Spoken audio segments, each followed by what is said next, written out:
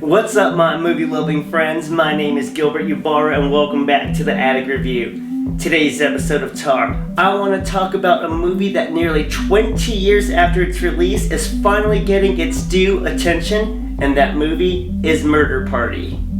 Happy Halloween!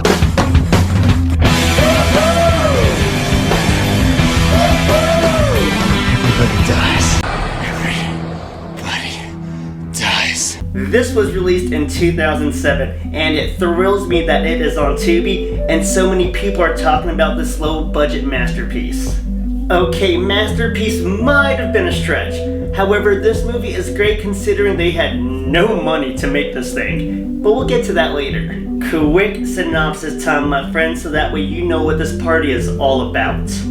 And what popular horror franchise recently paid tribute to this film, and then we'll talk about why Murder Party is going to be your new best friend. Chris here is like many of us on Halloween, burnt the hell out and wanting to partay. And what do you know? This hapless fella happens to find an invitation to a very special party. Looks kinda suspicious, but whatever, man. Chris is single and looking to mingle. After he makes his homemade pumpkin bread, he is ready to go. Go get him, Chris. Well, damn. That invitation was literal. This is an actual murder party, and Chris is the guest of honor amongst these psycho art freaks. What's that? You want to meet them real quick?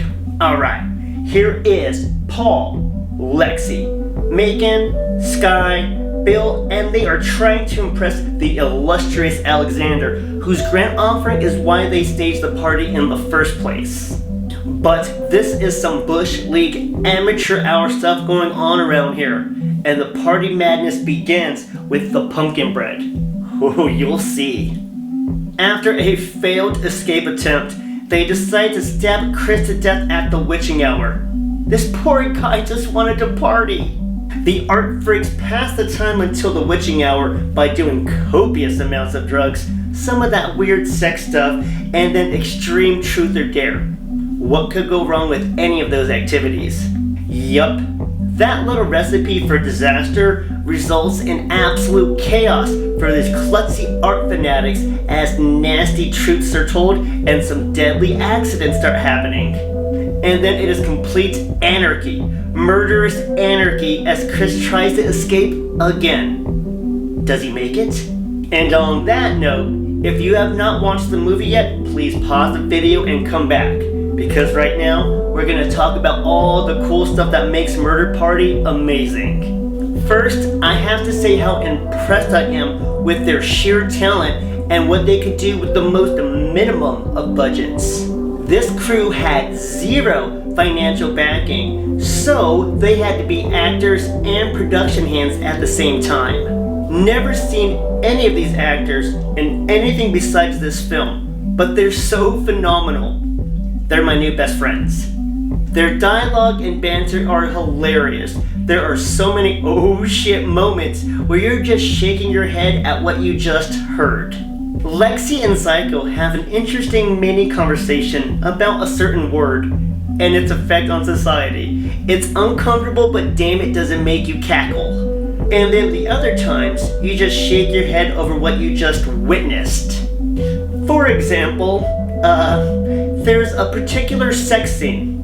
Okay, there's two sex scenes, and one of them stands out more than the other, and you'll see why.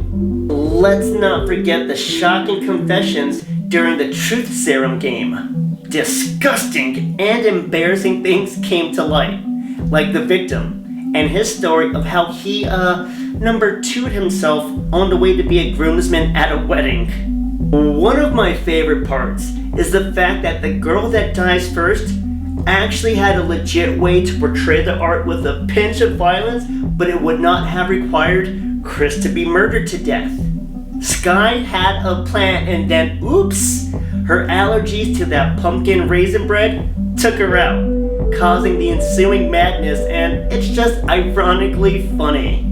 Although this is heavy on the comedy side, it still got the gore and brutality, especially in the last 20 minutes where Bill goes absolutely bonkers.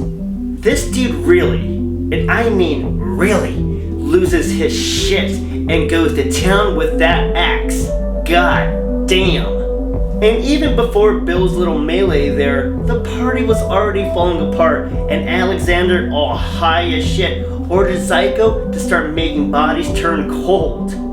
This is crazy to watch as Zyko turns into Wayne Brady and taking everybody out, and there's a really cool musical score to go with this. The ending goes nuts, but there's still a scene that I can't get out of my head. It is where Macon got that mask of his molded to his face after he set himself on fire like a jackass. That was rough to watch. Like I've been trying to say, this movie is cool. So cool in fact, you may have noticed a little shout out to this film from a popular horror franchise. In Scream 6, you may have noticed that the costume that Chris had fashioned out for his murder party is being worn by old Ethan here at the Halloween party at the beginning of the movie. I know I nerded out when I first watched Scream 6 and I saw that costume. Pretty cool stuff and proof that you need to check this out and give it some more love. And that's it for today's episode of Tar and why Murder Party is going to be your new best friend, and how I am so happy that this movie is finally getting the attention that it deserves. It has been an absolute pleasure. Please like, comment, subscribe, share your thoughts, follow, and tell some friends about the channel. My name is Gilbert Ybarra, and thank you so much for watching the Attic Review. Smile, Tiger.